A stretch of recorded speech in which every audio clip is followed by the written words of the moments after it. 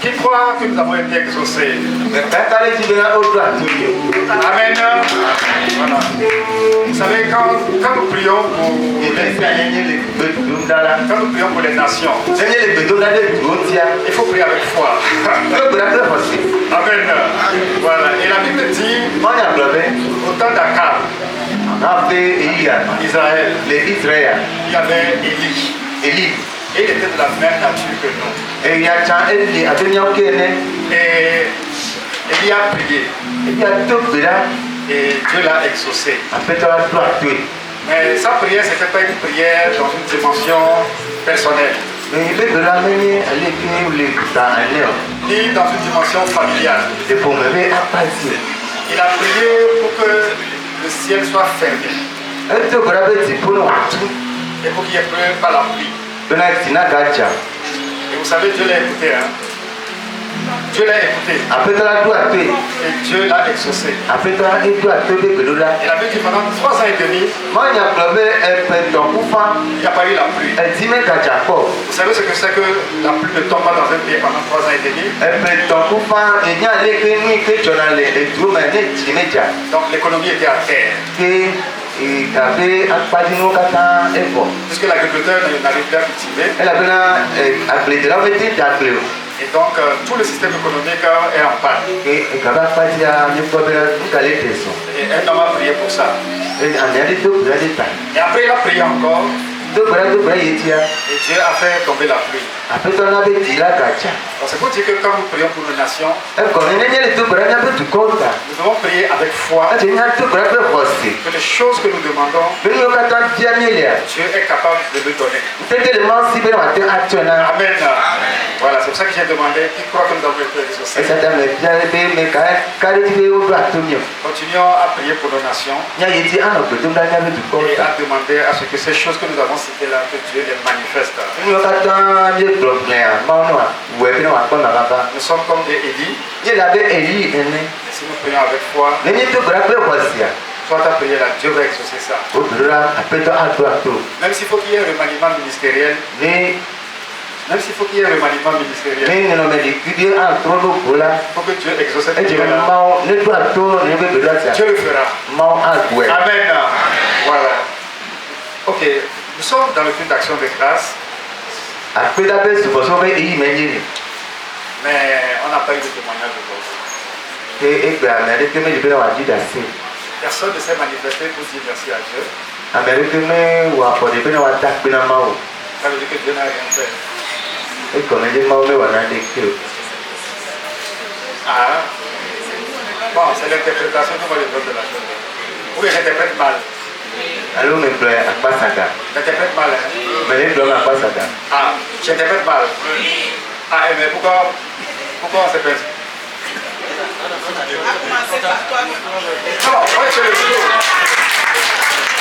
Moi, je tiens le micro. Je ne peux pas monopoliser la parole. Ok, d'accord, donc il n'y aura pas de témoignage. Donc personne ne s'inscrit. Nous allons poursuivre le culte avec donc les moments d'adoration. Donc je vais donner le micro à la sœur qui doit nous conduire dans ce temps-là. Pour que cela prépare nos cœurs pour la parole de Dieu. Mets-toi dans les dispositions pour recevoir de Dieu sa parole. Amen.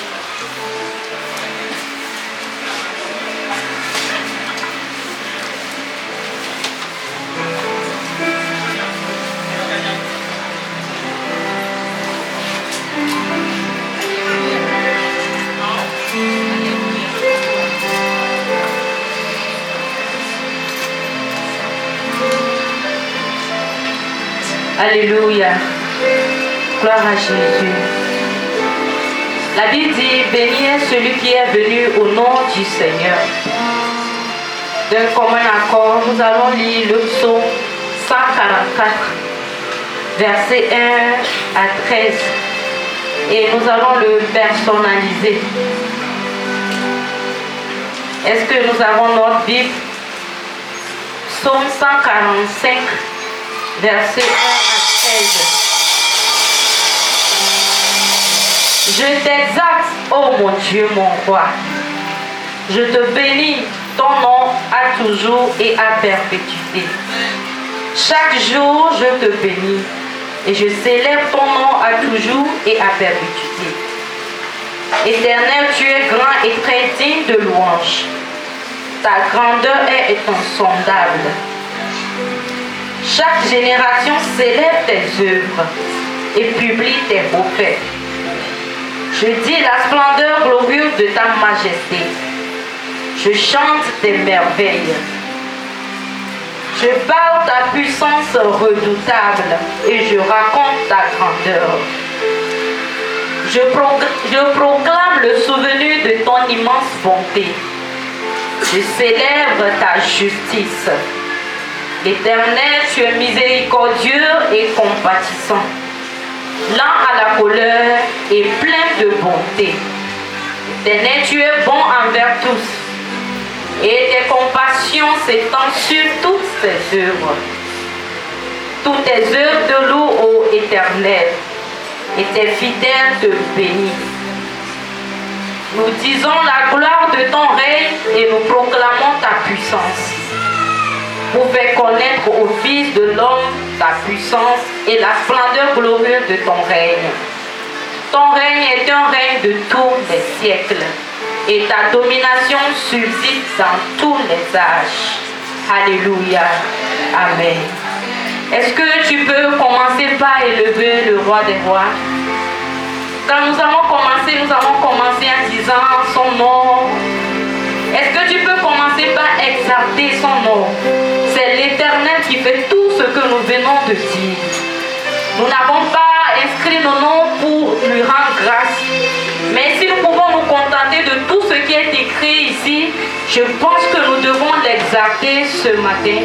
Nous devons élever son nom ce matin. Nous devons bénir son nom ce matin, car il est digne d'être élevé, digne d'être exalté. Le roi de gloire est en ce lieu. Sa bonté est éternelle. Sa justice, sa fidélité, tout ce qu'il continue de faire dans nos vies est digne d'être loué ce matin. Père, nous te bénissons, nous t'exaltons parce que tu es notre Seigneur. Papa, tu es mon Seigneur, tu es bon pour moi. Je ne peux compter tes bienfaits dans ma vie et les finir. Parce que à chaque jour, chaque moment, chaque instant, tu ne cesses de démontrer ta bonté, ta fidélité dans ma vie. Sois loué ce matin. Que ton nom soit exalté ce matin. Que ton nom soit élevé ce matin. Que ton nom soit célébré ce matin. Que ton nom soit glorifié ce matin. Père, merci. Père, merci. Merci et merci ce matin. Alléluia.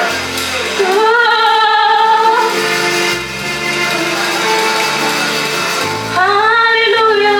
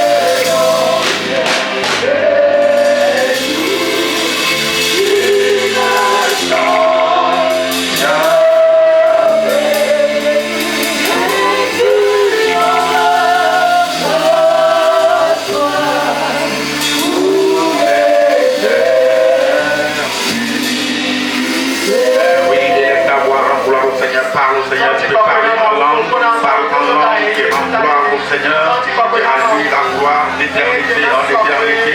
Il est l'ancien des jours. Et nous proclamons que tu es Dieu, d'éternité en éternité, qui est Dieu hier, qui est Dieu aujourd'hui, qui sera Dieu éternellement. Tu ne changes pas. Il n'y a en toi aucune ombre de variation. Tu es le seul et l'unique Dieu. En dehors de toi, il n'y a point d'autre Dieu. Tous les autres dieux sont des faux dieux. Ils ont des yeux qui ne voient pas. Ils ont des oreilles qui n'entendent pas. Ils ont des bouches qui ne parlent pas. Ils ont des pieds qui ne marchent pas. Ce sont des dieux morts, des dieux faits de la main d'homme. Mais toi, tu es le Dieu. Tu vois, tu entends, tu agis, tu parles, tu marches. Et c'est toi que nous adorons ce matin. Le Dieu vivant. Tu es vivant, tu vis. Et nous proclamons ton règne et ton autorité, ta gloire ce matin. Sur le culte ce matin. Dans nos vies, dans les cœurs, dans les pensées. Et que le nom de notre Seigneur soit glorifié ce matin. Dans le nom de Jésus. Amen. Amen. Et amen. Acclamons très fort le Seigneur. Et acclamons dans la présence du Seigneur. Tu peux te tourner vers ton frère, vers ta soeur. Tu les salues si bien, tu te dis dans la présence du Seigneur. Tu le bénis dans la présence du Seigneur.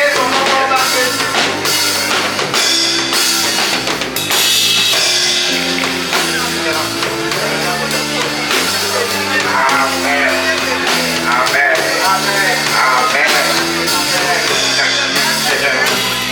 Amen. Vous êtes bienvenus dans la présence du Seigneur. Et nous bénissons le Seigneur. Et nous saluons toutes et tous dans le nom, le précieux nom de notre Seigneur Jésus-Christ. Et donc nous vous transmettons les salutations de notre papa missionnaire Aristide Ouedraogo, qui est actuellement à Ouaga, mais bientôt, très bientôt, il sera avec nous. Mais nous bénissons le Seigneur, nous avons la joie. Maman, elle fait nous a déjà rejoint. Acclamez le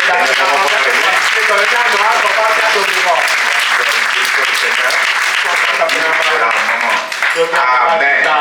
Amen. Amen. Donc depuis quelques dimanches, on est bénis. Et ce matin particulièrement, nous sommes encore bénis par un homme spécial, un homme de Dieu. Qui est de la maison. Et il est venu dans la maison. Donc il y a quelqu'un qui le connaît plus que moi. Bon, je vais tout simplement laisser le diable Bagré pour nous le présenter. Amen. Alléluia. Acclamons le Seigneur. Nous avons accueilli vraiment Dieu.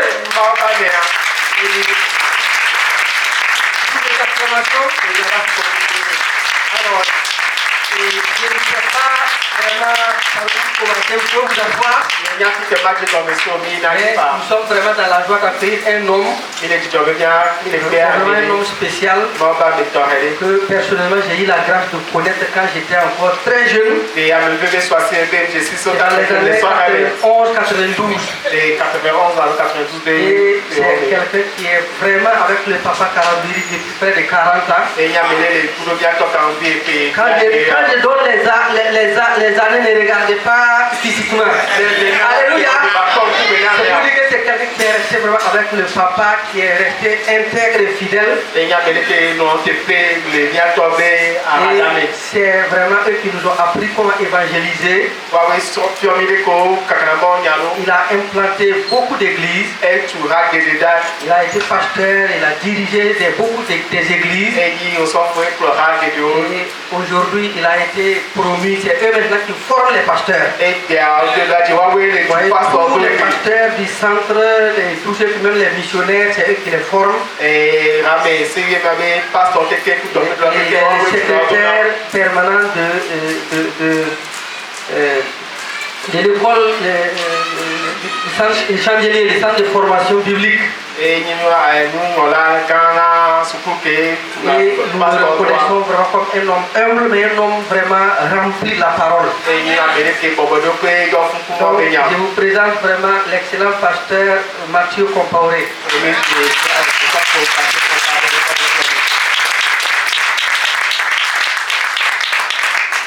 Gloire à Dieu.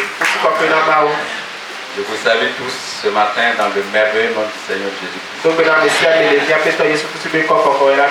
Je rends grâce à Dieu pour ce qu'il a permis que je sois là ce matin. Je remercie le Seigneur pour le couple missionnaire. Je connais depuis longtemps. Nous sommes des amis depuis longtemps. Je ne suis pas encore allé en mission. Alors, donc, actuellement, lui-même, il est dans l'église où je suis. C'est lui qui prêche ce matin. Quand il est venu, alors on se fréquentait. J'ai fait le désir de venir à Lomé. On devait se suivre. Il a eu au niveau de son véhicule, il devait rester pour arranger ça. C'est ça qui a fait qu'on n'est pas venu ensemble. J'ai dit, ça tombe bien, comme tu n'as pas pu bouger. Ce matin-là, on a besoin de toi à l'église. Je rends grâce à Dieu. Parce que la parole dit que Dieu fait toutes choses à merveille. Amen. Voilà, donc je rends grâce à Dieu aussi comme Jacques l'a présenté. J'ai commencé avec le ministère pastoral. Je suis toujours pasteur. Mais Dieu m'a fait la grâce d'être au niveau du chandelier. Notre premier responsable, c'est le doyen Enoch Paré.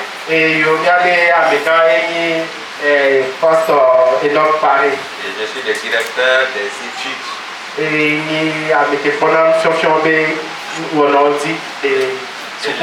Je suis professeur au niveau de l'institut. Par la grâce de Dieu, Dieu nous assiste. Nous lui donnons toute la gloire ce matin. Gloire à Dieu. Nous sommes réunis ce matin pour adorer notre Dieu, pour élever son nom, pour écouter sa parole. Parce que ce qu'il fait dans notre vie est grand. Et nous devons effectivement, tout moment, lui rendre grâce. Ce matin, chacun de nous s'est levé. C'est Dieu qui nous a donné le souffle de vie. Ce matin, chacun de nous s'est déplacé venir ici. C'est lui qui nous a donné la force et la santé. Il nous a permis d'être là pour l'honorer. Que toute la gloire lui revienne. Que l'honneur soit à son saint nom. Son nom qui est au-dessus de tous les noms. Gloire à Dieu. Donc, quand les responsables m'ont demandé c'est moi qui devais donner la parole ce matin. J'ai commencé aussi à examiner spirituellement, à prier, à savoir qu'est-ce qu'il faut dire.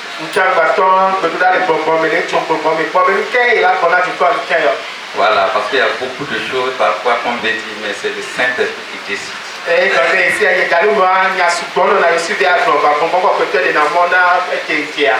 Et jusqu'à hier nuit, le message que je recevais, c'est parler de la conscience de la présence de Dieu.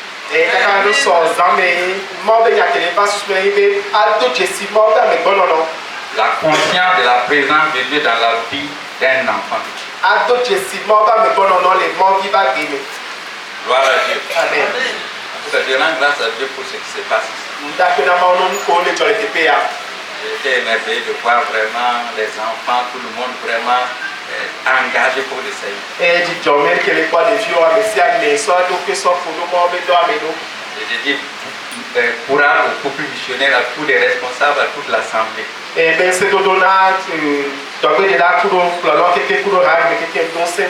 Que le Saint-Esprit continue de vous soutenir. Que le Saint-Esprit continue de vous donner la force de glorifier le nom de Jésus et d'étendre le royaume de Dieu.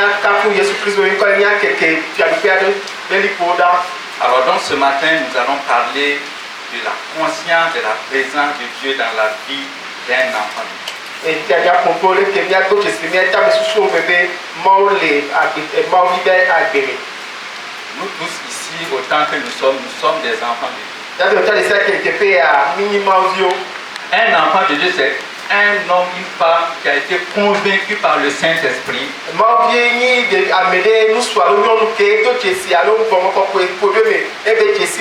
que Jésus est le Seigneur, Jésus est le chemin, la vérité et la vie.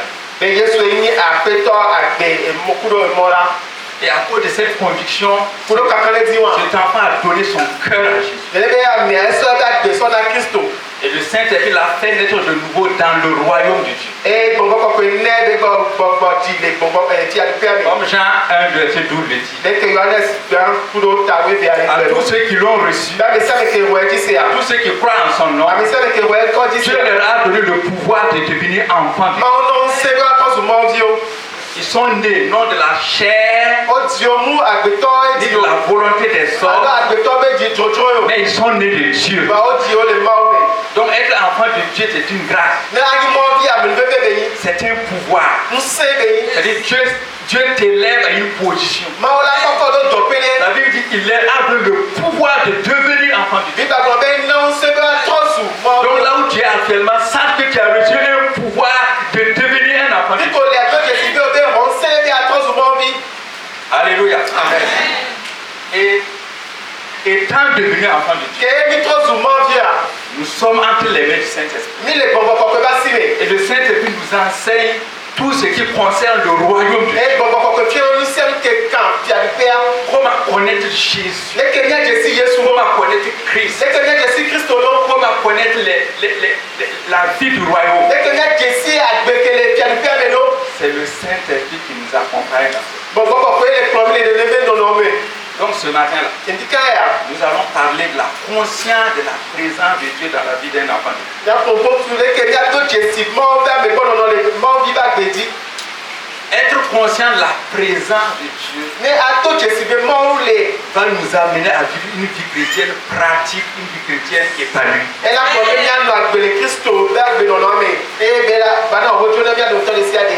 conscient de la présence de Dieu va faire en sorte que nous ne serons jamais, nous ne nous sentirons jamais seuls dans la vie. Du matin jusqu'au soir, cette présence nous accompagne. Elle nous accompagne au service, elle nous accompagne en ville, elle nous accompagne partout où nous sommes. Même si tu es un élève, elle t'accompagne en classe. Parce que la présence de Dieu est très importante.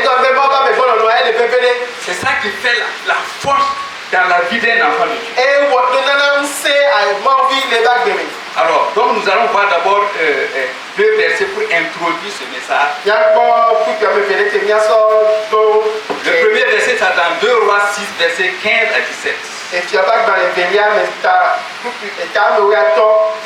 2 Rois 6, versets 15 à 17.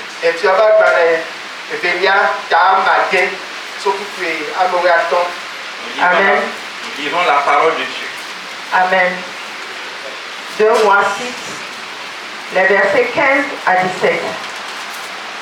Là, il est écrit: le serviteur de l'homme de Dieu se leva de bon matin et sortit.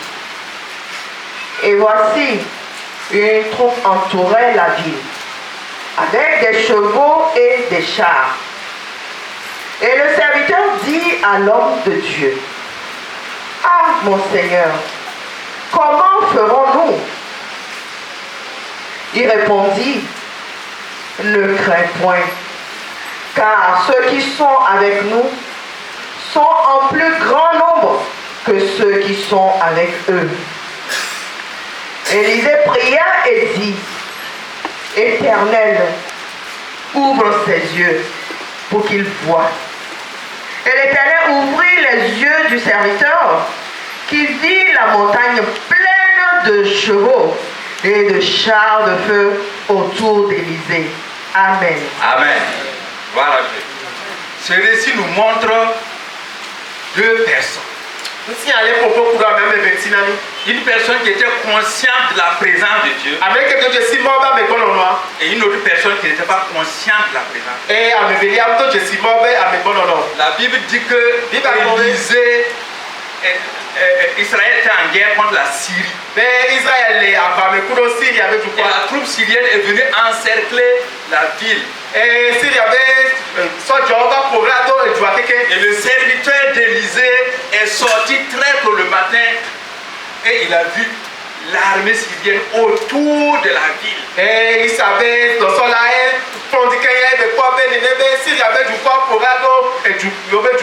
quand il a vu l'armée syrienne, il a paniqué, il a eu peur. Il a couru vers son maître. Il a dit, oh, que ferons-nous? Nous sommes en danger. L'ennemi est là. L'ennemi est là à nos portes. Il croyait que son maître allait paniquer comme lui.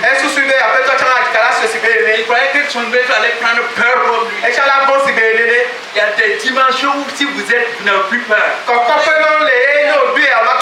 Son maître lui dit, ne t'en fais pas. Ceux qui sont avec lui sont plus grands que ceux qui sont avec lui. Certainement le serviteur a dit, mais toi là, moi je ne comprends rien. Qui a avec lui? C'est toi et moi qui sommes.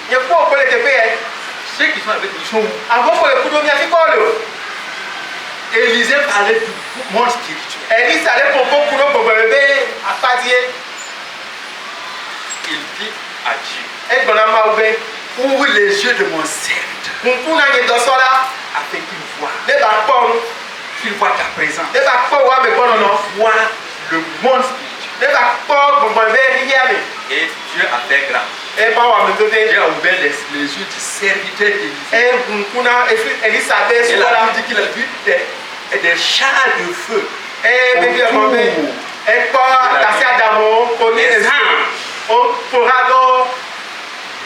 Je comprends pourquoi mon maître est craint. Il voit ce que je ne vois pas. Il connaît ce que je vois. Voilà deux personnes qui affrontent la même réalité et qui n'ont pas les mêmes réactions. Que l'autre voit et l'autre voit.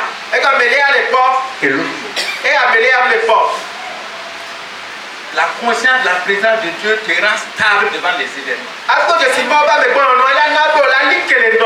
conscience de la présence de Dieu te rend stable devant les adversités. La conscience de Dieu fait que là où les gens tremblent, tu es serein. La conscience de Dieu fait que là où l'ennemi menace, tu es tranquille. Quand le serviteur d'Élisée a vu ça, lui aussi il est rentré dans le repos. Je comprends pourquoi mon maître n'est pas paniqué. Ça c'est le premier élément. Deuxième élément, le psaume 139 verset 7 à 12. Nous sommes en train d'abord d'introduire pour comprendre l'importance de la conscience de la présence. Psaume 139 verset 7 à 12. Amen. Où irai-je loin de ton esprit? Et où fuirai-je loin de ta face? Si je monte aux cieux, tu y es.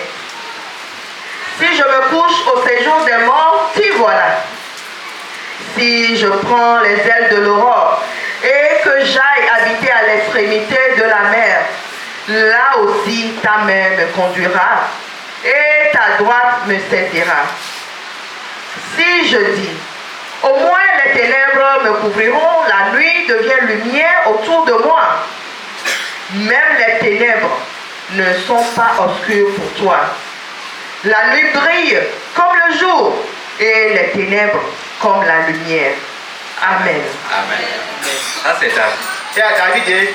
Le roi David. Est l'un des rois qui a été conscient de la présence de Dieu dans sa vie. Le psaume 139 il dit ceci. Salomon à la fin câble là tu vas ce qu'elle est gommée. Comme nous venons d'entendre. Dès que mi se fifia. Où irait loin de ton esprit? Où fuirait loin de ta face? Si je monte aux cieux, tu es là-bas. Si je me couche au séjour des morts, tu es là-bas. Si je prends les ailes de l'aurore et que j'aille habiter à l'extrémité de la mer, là aussi ta main me conduira. Et ta droite me saisira. Si je dis au moins les ténèbres me couvriront, la nuit devient lumière autour de moi.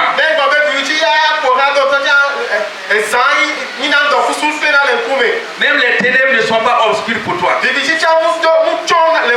La nuit brille comme le jour.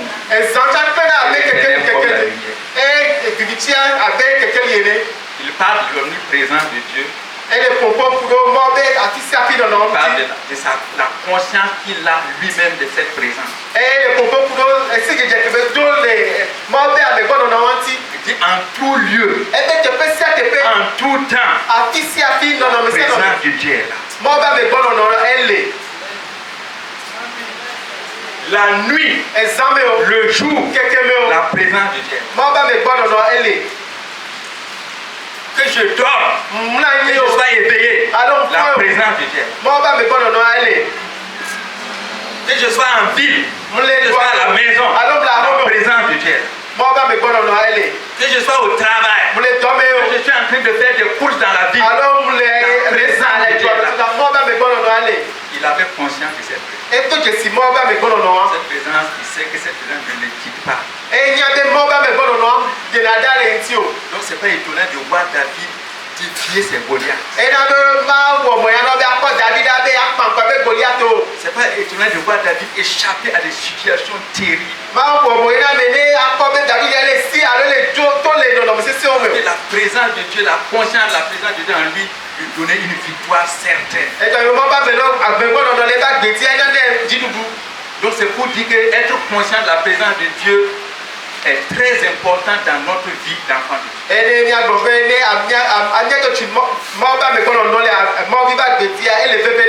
La vie chrétienne n'est pas une vie passive. La vie chrétienne est une vie active et rétroactive. Je ne crois pas les mains seulement pour dire que la volonté de Dieu soit faite. Il faut une interaction entre Dieu et moi. Il faut un dialogue. Il faut une interaction entre Dieu.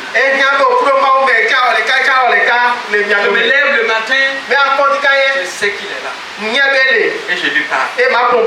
Je suis en train d'aller au travail, je sais qu'il est là. Et je lui parle. Je suis en train de faire mon service au bureau, et je lui parle. Je suis à l'école, pendant que j'écoute le professeur, je sais qu'il est là. Et je lui parle. Pendant que je suis en train de circuler dans la ville, malgré les embouteillages et les risques d'accident, je sais qu'il est là et je lui parle.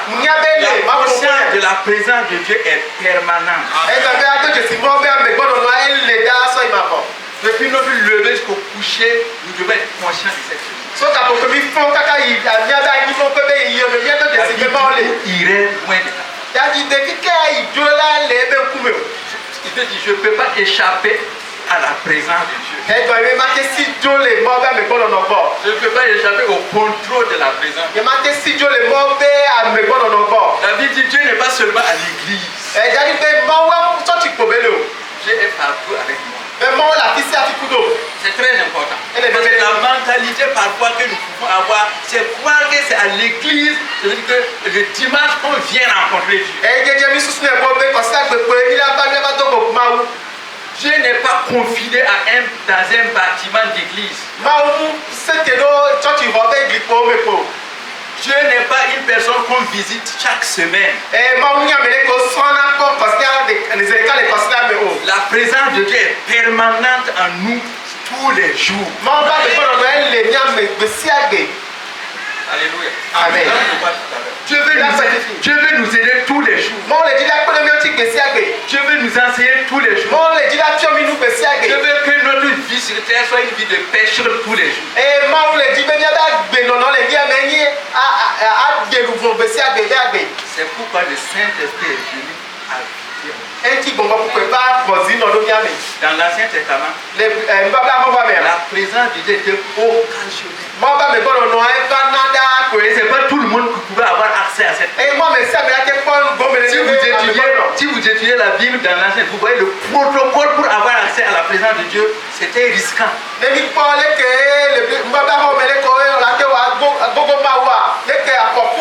Le souverain sacrificateur ne risquait sa vie pour pouvoir entrer dans la présence.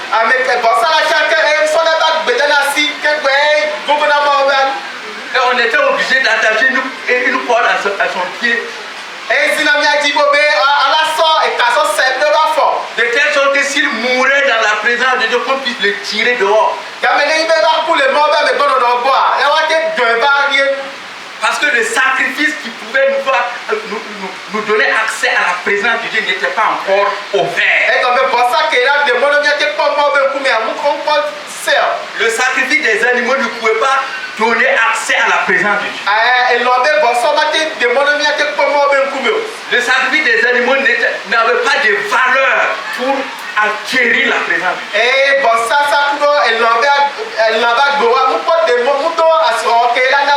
C'est le sacrifice de Jésus. Quand Jésus est mort sur la croix, la Bible dit que le voile du temple a été déchiré du haut en bas. L'obstacle qui empêchait la présence de Dieu a été ôté. C'est ce jour-là que Dieu a mis fin à l'ancien temple.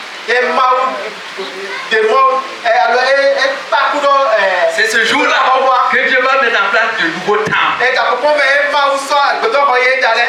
C'est pourquoi la Bible dit que nous sommes le temple de Dieu. Et que l'Esprit de Dieu habite en nous. Le temple de Dieu, ce n'est pas le bâtiment. Le temple de Dieu, c'est toi et moi. Dieu habite en toi et en moi par son esprit.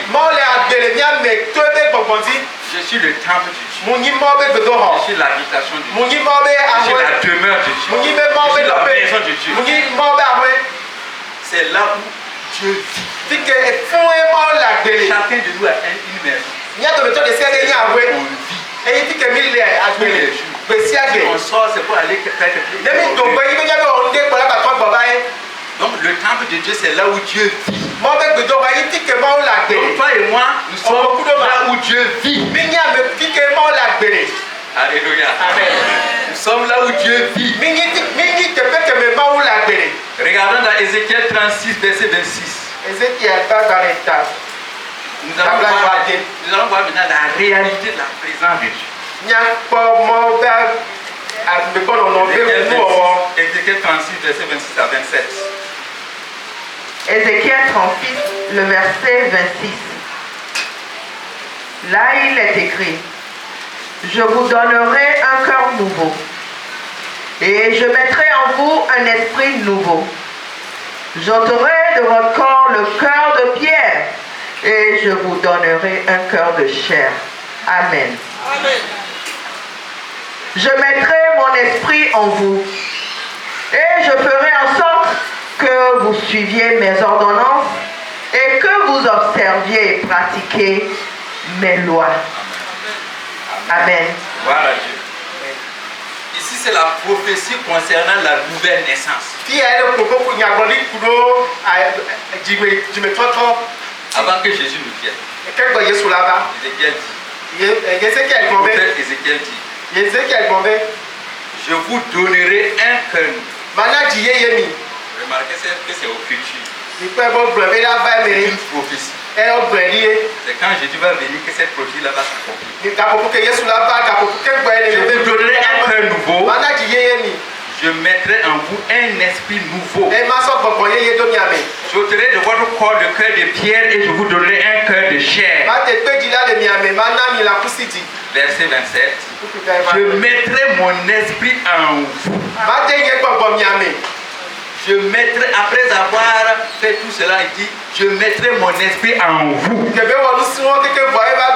mettrai ma présence en vous. Donc c'est une prophétie qui va s'accomplir. Que la paix me baba. Donc la présence de Dieu à nous est l'accomplissement d'une prophétie.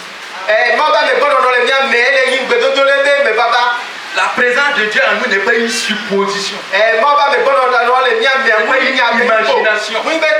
C'est une réalité. C'est l'accomplissement d'une prophétie. Je dirais pas le problème. L'obstacle, on veut sentir. On veut voir. Au lieu de croire.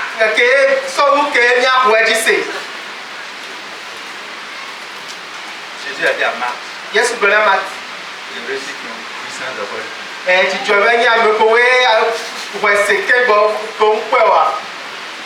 On croit la présence de Dieu, on s'en va. Crois d'abord. Si tu crois d'abord, tu verras la gloire.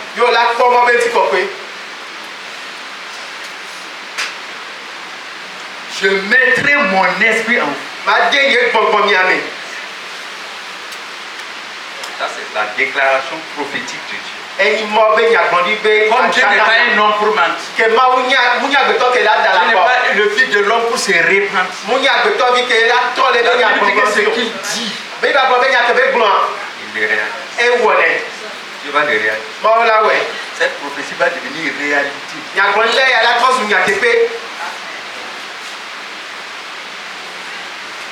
Alléluia. Amen. 1 Corinthiens 3, verset 16. 1 Corinthiens 3, verset 16.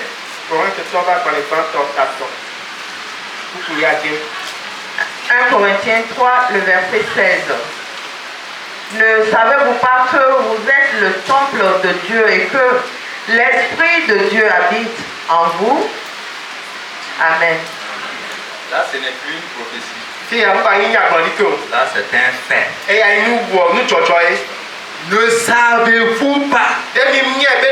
N'êtes-vous pas conscient que vous êtes le temple de Dieu et que l'Esprit de Dieu habite en vous?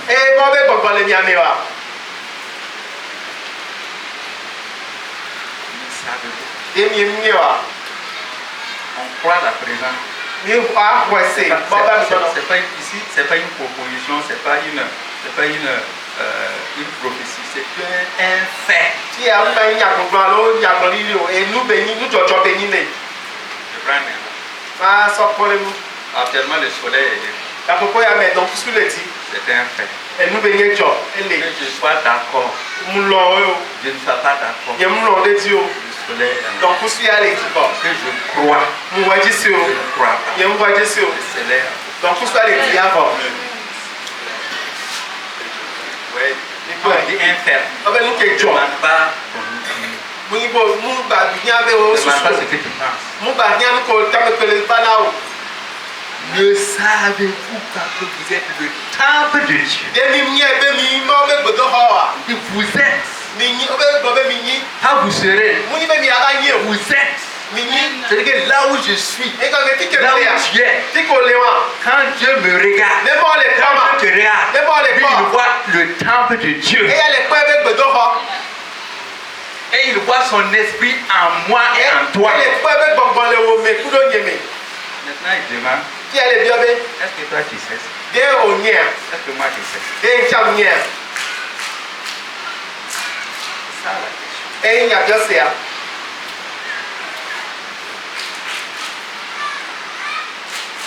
La connaissance est importante. C'est pourquoi la Bible dans Osée 4, 6, que mon peuple périt par manque de connaissance.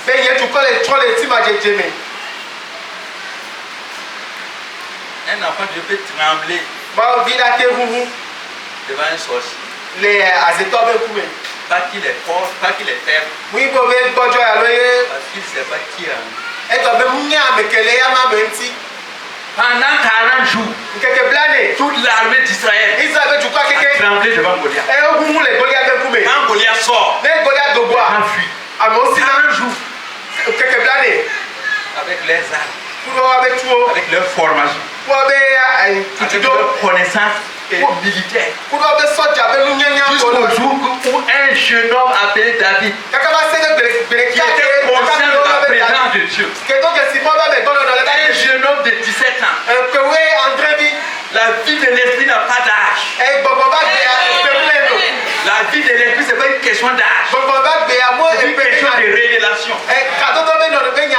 Une jeune fille, un jeune homme, conscient de la présence de Dieu, va remporter des victoires. Quand David est arrivé, il a vu Goliath sortir. Il a vu l'armée fuir. Pourquoi vous fuyez devant cet homme-là? Je vais aller le combattre. Il est venu pour donner le pain à tes frères. Donc, tu repars. Ils n'ont pas de cadavres. Je peux le combattre. Il dit, mais comment tu sais que tu peux le combattre? Quand j'étais en bouche là, quand un lion s'élève pour attaquer mon troupeau, je le frappe et je le tue. Il en sera ainsi de cet homme, de ces circonstances. Quelle est la différence entre David et le reste du peuple? La conscience de la présence. Quand il était devant Goliath, Goliath dit, viens, je vais te broyer. Regarde Goliath face à moi. Il dit, tu viens contre moi avec la lance et le sabre. Et moi je viens contre toi au nom de l'Éternel des armées. Il y a quelqu'un avec moi que tu ne vois pas, Goliath. Celui qui est à moi est plus grand que toi. Et c'est lui qui me donne la victoire. Il a tué Goliath. Parce qu'il était conscient de la présence de son Dieu. Conscient de la présence de Dieu nous propulse à des dimensions spirituelles.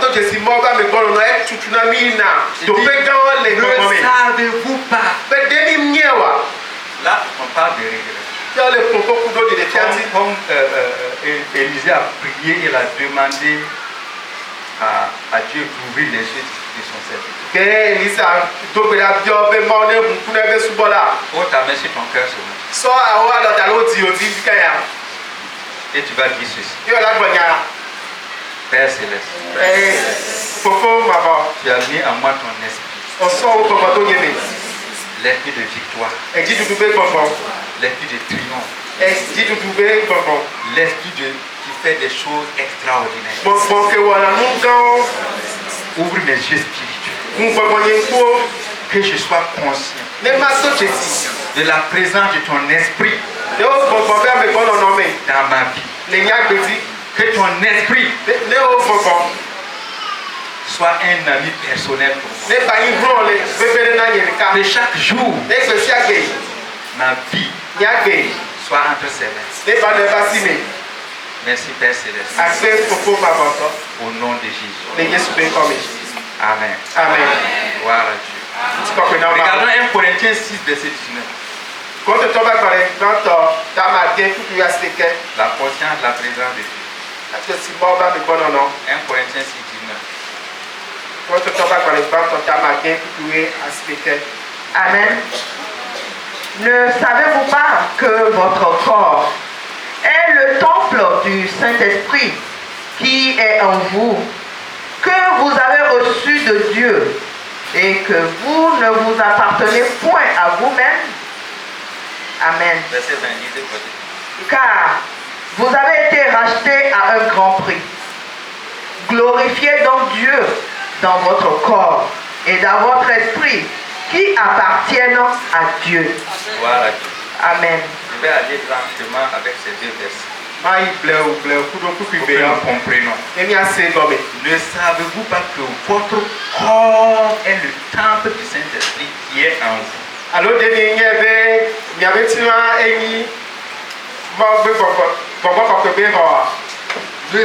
pas que votre corps est le temple du Saint-Esprit qui est en vous? Alors, la parole de Dieu nous parle de notre corps. Et moi, il y a les propos pour nous, il y a un petit lentille, tu vas. Il dit que notre corps là est le temple du Saint-Esprit qui est en nous. Eh bien, il y a un petit lentille, bon, que les miens. Ça veut dire le Saint-Esprit est une personne. Bon, Le Saint-Esprit est Dieu. Le Saint-Esprit est Seigneur. Très souvent, nous mettons l'accent sur la puissance, sur l'onction, les dons du Saint-Esprit. C'est très bien. Il faut d'abord savoir que le Saint-Esprit est une personne. Une personne sainte. Une personne pure. Une personne réelle. Votre corps est le temple du Saint-Esprit. Il est en vous.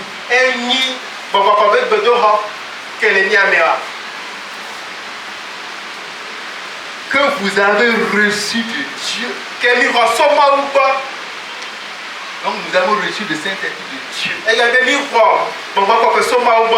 Et que vous ne vous appartenez point en vous-même. Ça c'est un verset où beaucoup d'enfants de Dieu luttent avec.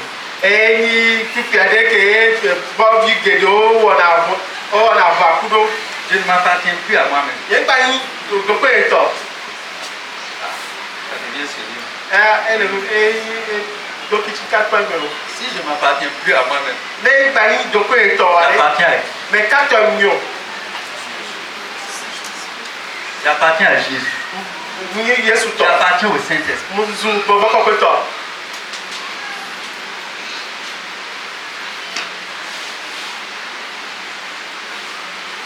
Vous savez, dans la vie chrétienne,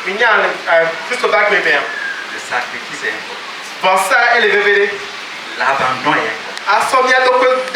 Le Saint-Esprit n'est pas un locataire. Le Saint-Esprit est un propriétaire. Amen. Il y a une différence entre un locataire et un propriétaire. Quand vous êtes en location, vous ne pouvez pas faire quelque chose dans la maison sans l'autorisation du propriétaire. Mais quand c'est votre propre maison, vous pouvez faire tous les aménagements sans demander à qui.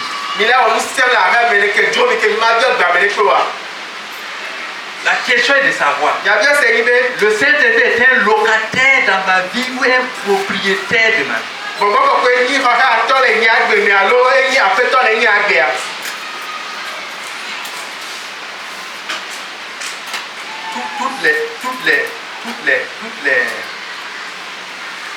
Tous les progrès dans le monde spirituel dépendent de ça. Parce que si le Saint-Esprit est locataire, c'est-à-dire qu'il y a certaines choses qu'il ne peut même pas faire. Mais si les propriétaires peuvent tout faire. Beaucoup d'enfants de Dieu croient qu'en réservant leur vie pour faire ce qu'ils veulent, c'est là qu'ils vont réussir. C'est faux. C'est quand le Saint-Esprit conduit notre vie que nous réussissons. C'est quand le Saint-Esprit est le maître que nous entrons dans notre destinée. À un homme qui avec son ami. Un ami, vraiment, il a confiance à son ami. Et puis il a décidé de voyager. Avant de voyager, il a pris toutes les clés de sa maison. Il a appelé son ami. Il a dit, voici, je voyage. Il y a un ami que j'ai confiance. Voici les clés. C'est la clé de la douche. C'est la clé de salle à manger. Il a montré. Il a remis les clés à son ami. Il a voyagé. À la fin de son voyage, il est revenu. Et son ami l'a accueilli. Ils sont rentrés, ils ont prospecté. Ils ont regardé. Rien n'a été volé. L'ami a bien gardé son. Il a remis les clés. il est rentré. Si tu es pas de barreau, mais il avait un coffre fort dans le mur. Et ça, banque dit, qui contenait des diamants, des métaux précieux. Et il n'a pas donné cette clé-là à son ami. Il a donné toutes les clés sauf la clé de son trésor. Et quand son ami est parti, il est parti ouvrir son coffre pour voir.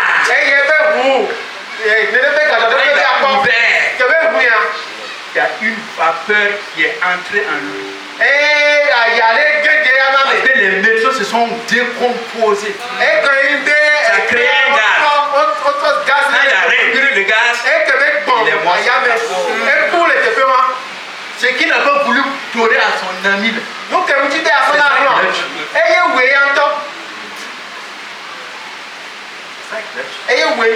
C'est que nous ne voulons pas donner à Dieu. C'est qu'on crée des problèmes.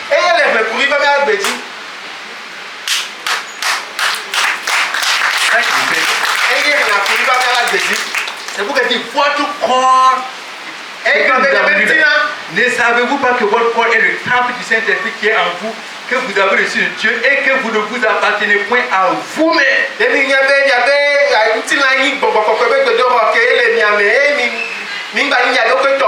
savez, quand on est de nouveau, il y a deux entités. Il y a le Saint-Esprit qui est en moi. Il y a la chair qui est en moi. La Bible dit que la chair et l'esprit font des combats. Galates 6, verset 16. Et c'est moi qui suis l'arbitre. C'est moi qui donne la raison à la chair ou bien qui donne raison à l'esprit.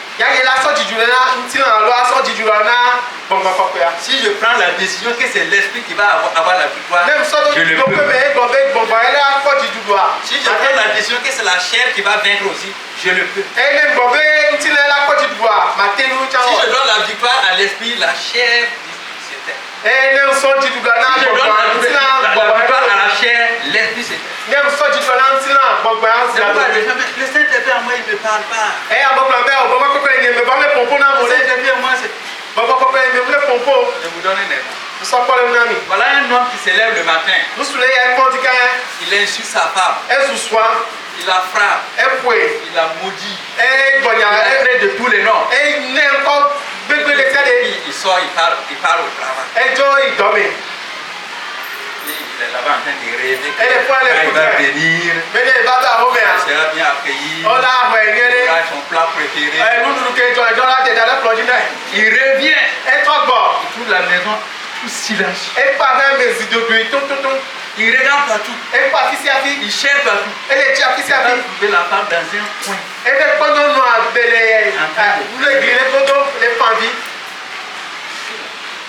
Il n'y a pas à manger. Il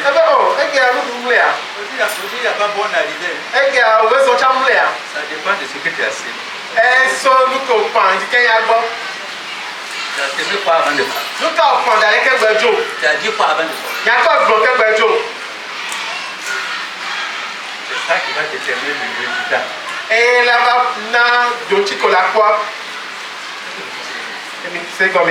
Le Saint-Esprit est une personne. La manière dont nous le traitons, c'est ça qui détermine le résultat. C'est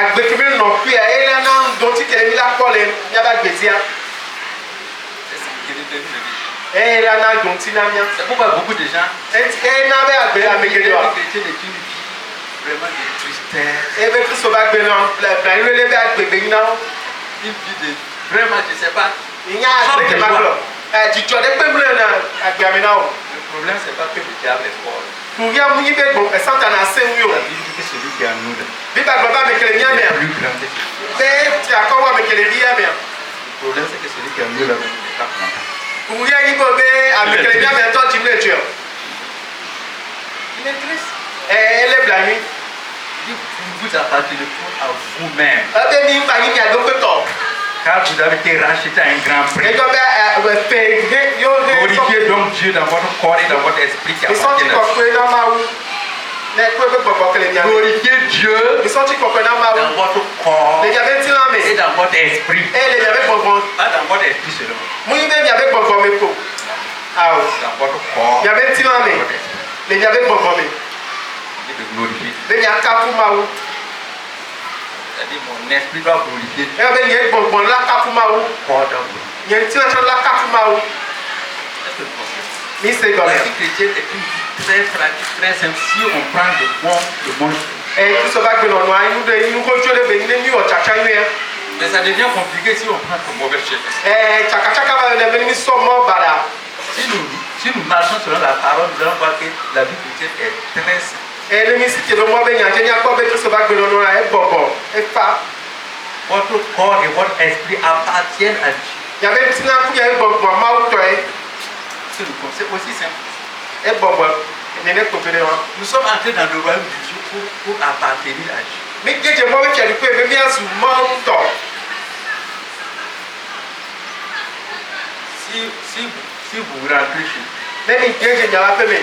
et vous voyez quelqu'un en train de piocher votre maison, Et il faut amener son rama à l'autre garçon de quand il y avait Gléa. vous avez dit bon travail. Il y a tellement de dormir, le dordi. Bon travail. Ah oui, le dordi. Quand je vais acheter de l'eau, tu vas voir. Ouais, c'est pas que c'est pas dans la rue.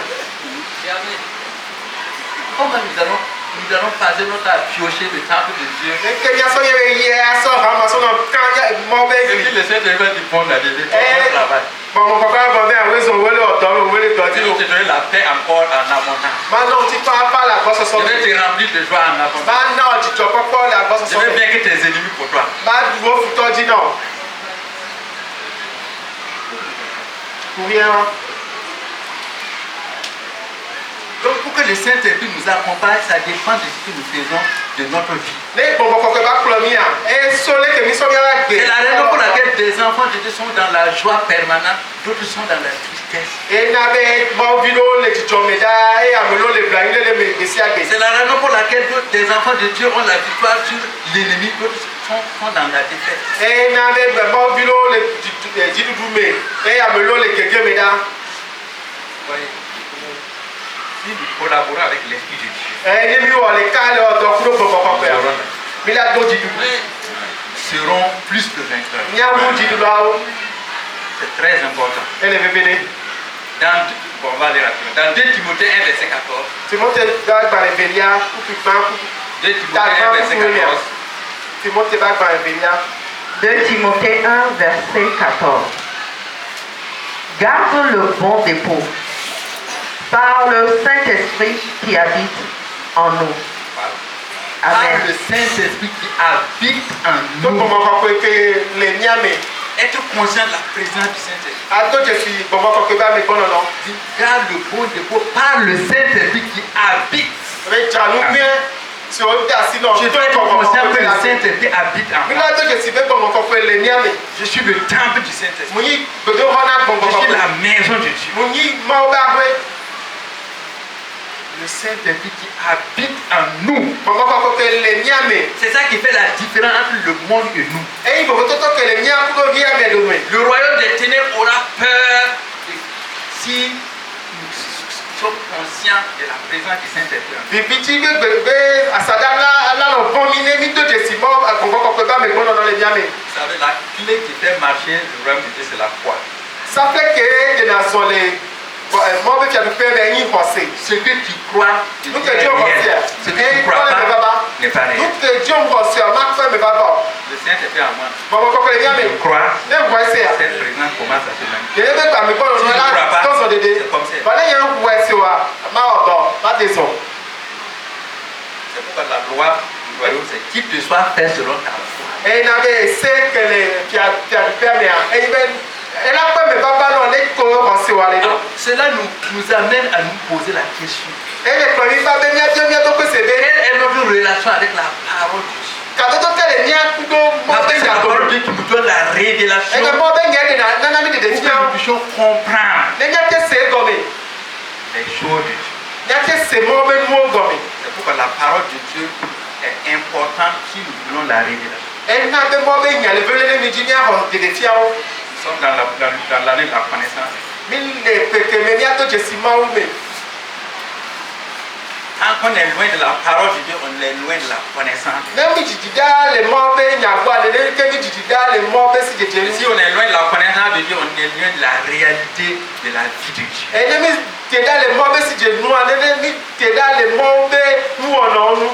Donc ça veut dire que ce thème qui nous a été donné cette année, c'est un thème d'engagement. C'est un thème pour nous amener encore en profondeur dans notre relation avec Dieu. 1 Jean 4, verset 4.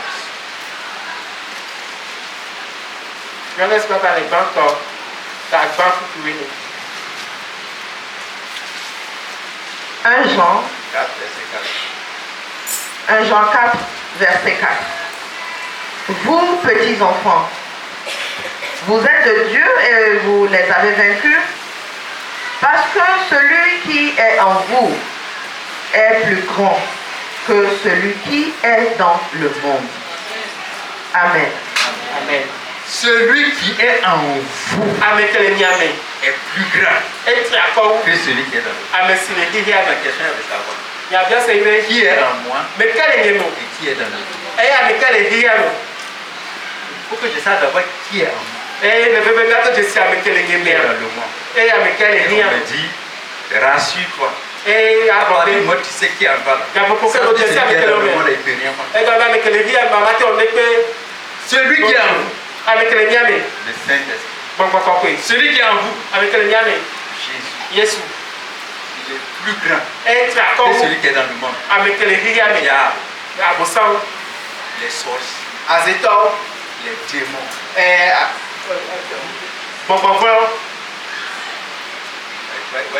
Voyez le secret là. Moi, mon rôle, c'est d'avoir la révélation qui est en moi. Une fois que j'ai la révélation de qui est en moi, il ne peut rien faire. Celui qui est en vous est plus grand. C'est ça qui fait la différence entre les enfants de Dieu. C'est ça qui est en eux. Et ceux qui savent qui est en eux. Leur réaction maintenant va faire la différence.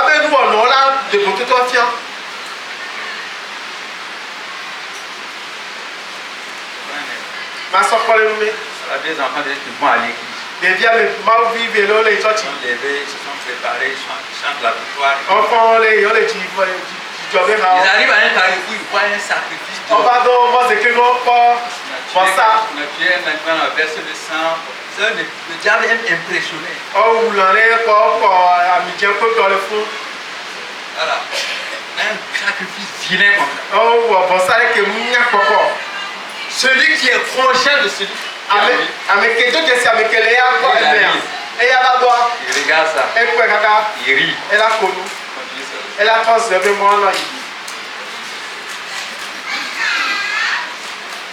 Ça ne veut pas dire que les esprits n'existent pas. C'est ce qui a été fait là, ça a été fait, ça, on a invoqué des démons. Et il sait que celui qui est en lui là, le démon ne fait rien. Le deuxième vient. Le deuxième chrétien. Conscient. Il arrive. Il va.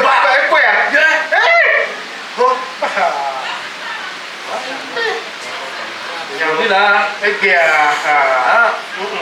bon que je retourne à la maison. Déjà ça commence comme ça. Je vais rentrer à la maison. Il va faire demi-tour de retourner à la maison. Il va aller à l'église à Pôle. À Pôle, c'est la ville. Il va pas continuer. Quelle est la différence? Celui qui est en vous. Celui qui est en vous. Le Saint-Esprit qui est en vous. L'Éternel des armées qui est en vous. L'autorité suprême qui est en vous. Le roi des rois qui est en vous. Est plus grand. Plus grand que celui qui est dans le monde. plus grand. Et tu as encore Écoutez très bien. Le monde est spirituel avant d'être naturel. Si vous ne contrôlez pas le spirituel, vous ne contrôlez pas le naturel.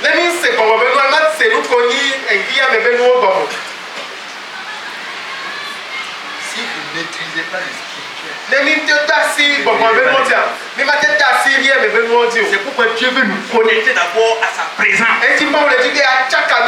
Quand nous sommes connectés à la présence de Dieu, quand nous sommes conscients de la présence de Dieu, nous devenons stables dans la vie. Nous savons poser des questions. Quand nous voyons des événements sataniques, nous savons comment les mettre à leur place.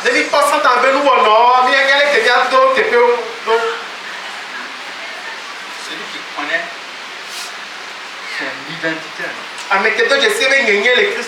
c'est comment traiter les choses spirituelles. C'est comment traiter les choses.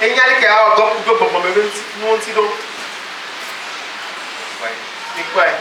Donc, la présence de Dieu, conscient de la présence de Dieu.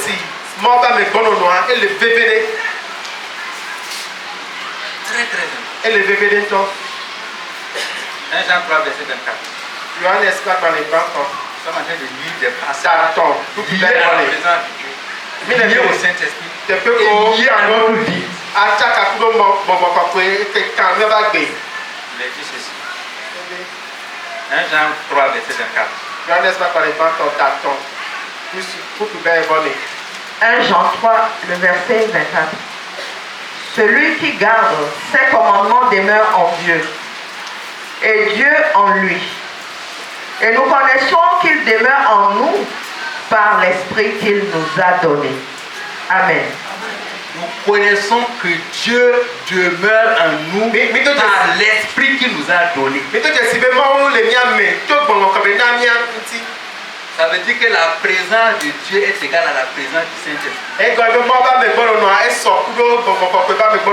Nous ne sommes plus dans la mentalité de l'Ancien Testament. Et quand on dit Dieu là, il est dehors, viens. Nous ne sommes plus dans cette mentalité. Quand on dit Dieu là, il est dans un bâtiment. On parle de voir chaque dimanche. On retourne à la maison. Il n'est plus dans ça. Dieu habite en nous par son esprit. Qui n'a pas de Saint-Esprit? Qui n'a pas de Saint-Esprit? Si tu dis que tu n'as pas de Saint-Esprit, tu dis que tu n'es pas né de nouveau, tu n'es pas enfant de Dieu. Si tu as accepté Jésus, tu as le Saint-Esprit. Et si tu as le Saint-Esprit, tu as la présence de Dieu. Dieu habite en nous par son esprit. La présence du Saint-Esprit est égale à la présence de Dieu. Et comme le Saint-Esprit en nous, 24 heures sur 24 heures, Dieu est en nous 24 heures sur 24 heures. Il ne sommeille, il ne dort. C'est lui qui fait Israël. Même la nuit quand on dort, la présence de Dieu. Nous sommes inséparables. C'est la présence. C'est très important. C'est ça qui va amener le déclic. Je me lève le matin, je parle à la présence de Dieu. Je parle au Saint-Esprit. Pendant que je suis en train de rouler, au service, pendant que je travaille, je parle. À la cuisine, pendant que je prépare, je parle. À l'école, pendant que je suis mes cours, le Saint-Esprit n'est pas réservé seulement aux grands hommes de Dieu. Le Saint-Esprit est l'héritage du plus petit enfant de Dieu. Même le nouveau converti qui vient de donner sa vie à Jésus là, le Saint-Esprit est venu en lui. Parce que Dieu sait que sans son esprit, nous ne pouvons rien faire.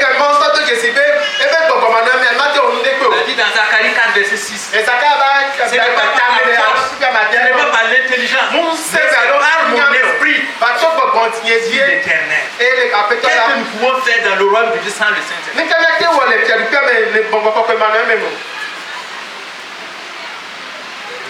Peut-être dans le monde on faisait des choses.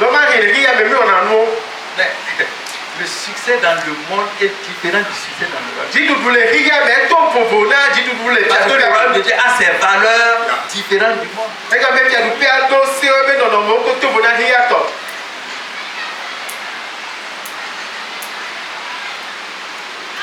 Écoutez-moi très bien. Nous sommes dans un monde où la perversion, l'immoralité, le péché est exalté. Et on se pose la question, est-ce que dans cette atmosphère-là, je peux vivre une vie de sainteté?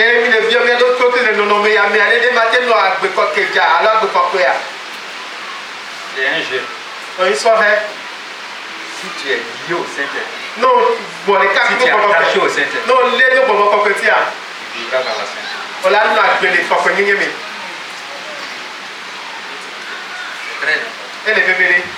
Dieu ne peut pas échouer. Le monde n'est pas plus vieux que Dieu. Le monde n'est pas plus capable que Dieu. Dieu a aussi prévu ce que son peuple doit avoir dans le royaume pour vivre sa vie.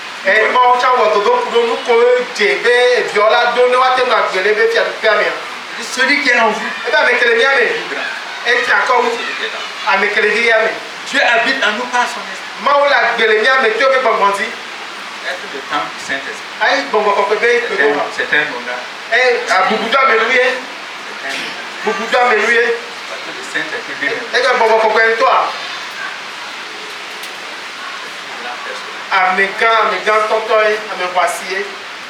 Les gens de l'Ancien Testament n'avaient pas ce privilège. Est-ce que vous savez que David n'a pas de Saint-Esprit? Il avait l'onction. Est-ce que vous savez que Salomon n'a pas de Saint-Esprit?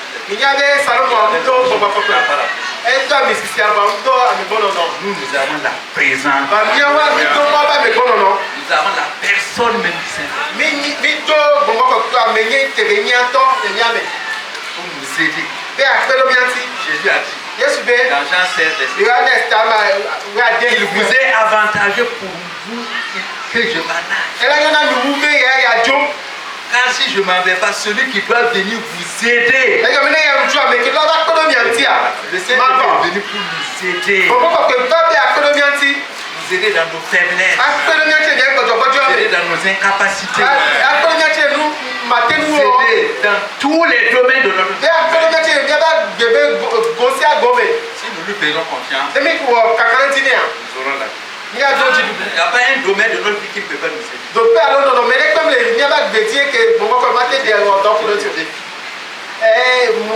Si tu vis une situation que tu as essayé par toutes les forces, tu n'as pas pu.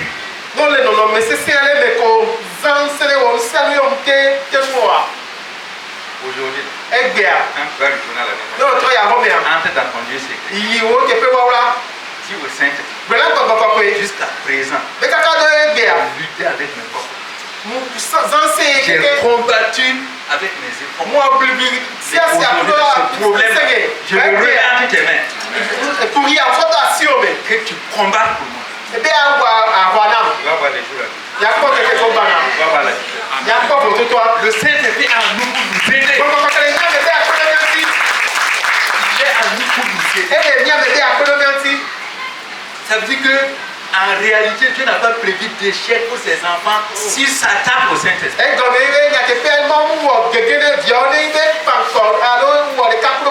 Nos échecs, c'est parce que nous comptons sur nous-mêmes. La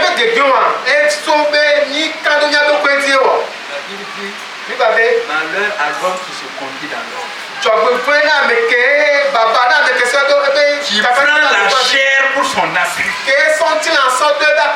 et qui détourne son cœur de l'éternel. Quand nous prenons la chair pour notre appui et nous nom du Saint-Esprit, nous allons connaître des déceptions. Mais dit, béni soit l'homme qui se confie à l'Éternel, dont l'Éternel est le soutien.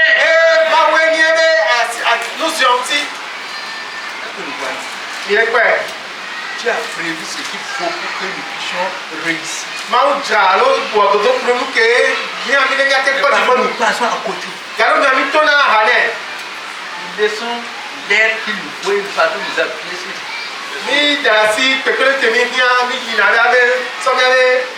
Dieu habite en nous par son Esprit Saint. Alléluia. Amen. Dis avec moi. Saint-Esprit. Ce matin, je décide de croire. La présence en moi. C'est la présence de Dieu. La présence du Dieu tout-puissant. La présence du Dieu invincible. La présence du Dieu des miracles. La présence du Dieu qui guérit. La présence de Dieu qui donne la paix. La présence de Dieu qui donne la joie. La présence de Dieu qui donne la victoire. C'est cette présence qui est en moi. Moi je déclare à partir de maintenant, aucun échec, aucune défaite ne peut me bloquer. Parce que la présence de Dieu me donne la victoire. Parce que la présence de Dieu me donne le succès. Parce que la présence de Dieu me donne la réussite. Parce que la présence de Dieu me donne le triomphe sur tous mes ennemis. Dans le nom de Jésus. Dans le nom de Jésus. Dans le nom de Jésus.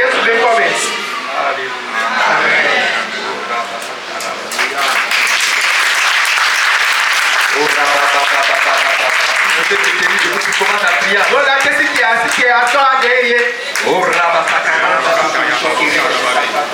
Connecte-toi à la présence de Dieu ce matin. Le Saint-Esprit est là, il est en toi, il est au milieu de nous. Il veut ouvrir nos yeux. Il veut enlever les écailles. Il veut enlever le voile. Pour que nous voyons. Pour que nous entendons. Il est travail par. Saint-Esprit ouvre mes yeux. Saint-Esprit ouvre mes yeux. Je veux savoir.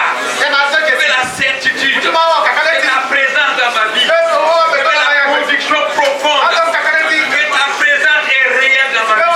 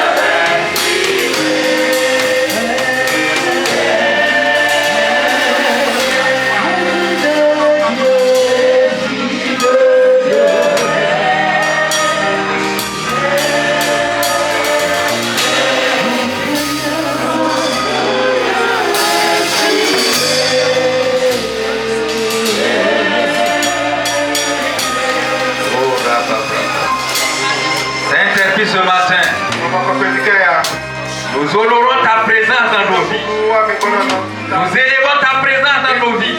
Nous consacrons nos vies à toi. Saint-Esprit, tu es la personne importante que nous reconnaissons ce matin. Celui qui est capable de nous conduire. Celui qui est capable de nous guider. Celui qui est capable de nous accompagner. Celui qui est capable de nous faire réussir. Saint-Esprit, c'est toi et c'est toi seul. C'est pourquoi ce matin, nous honorons ta présence. Nous reconnaissons ta présence. Saint-Esprit est chacun de nous. Afin que chaque jour, tu deviens un ami personnel, un compagnon fidèle, une personne à qui nous pouvons faire confiance. Que dans tous les défis de nos vies, Seigneur, tu sois à nos côtés. Tu relèves nos défis pour nous. Saint-Esprit, nous comptons sur toi. Nous nous abandonnons à tes mains ce matin. Dans le nom de Jésus.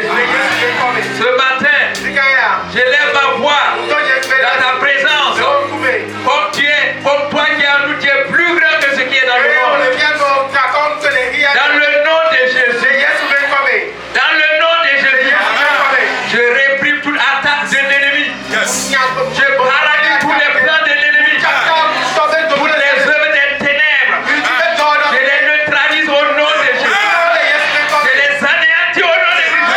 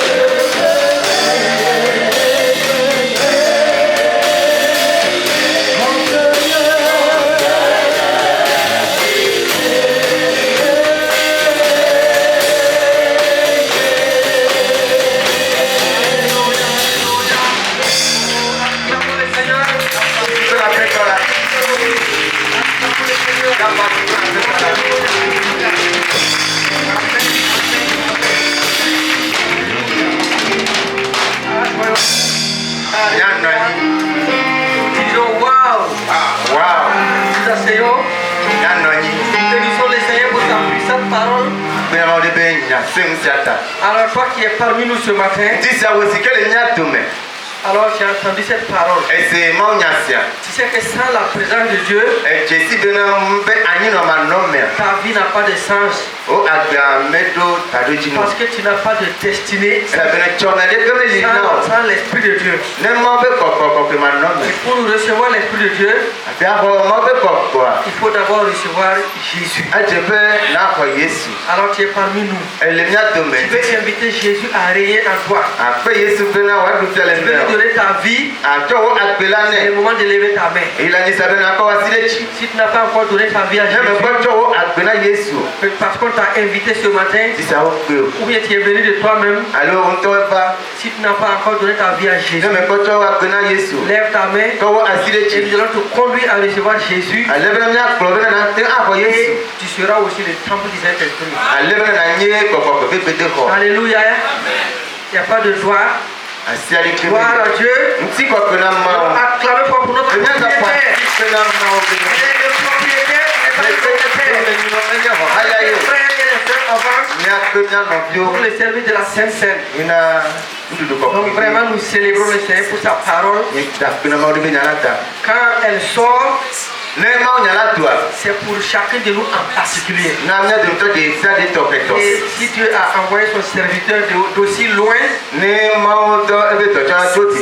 parce que j'en avais besoin, toi aussi tu en avais besoin. Donc nous devons vraiment bénir le Seigneur pour cela.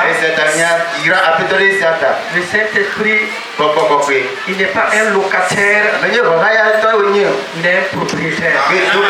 Ça, c'est ce que j'ai retenu. Et vraiment, nous devons en tenir compte tous les jours. Et je sais qu'il est là avec nous.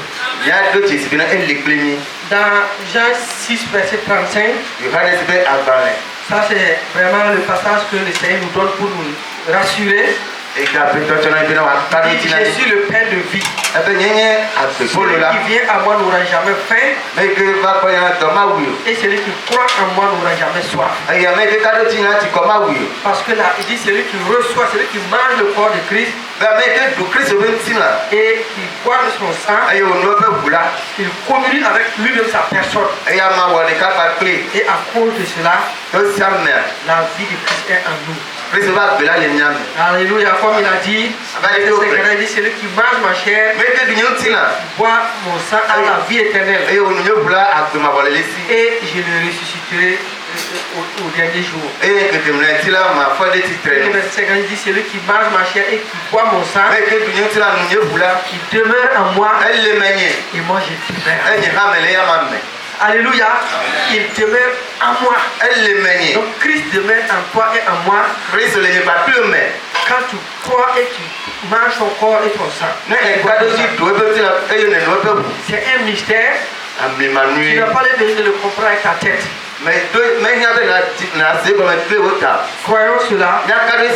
Croyons seulement. Et nous allons prier. Excellent Père de grâce, merci pour ta parole puissante.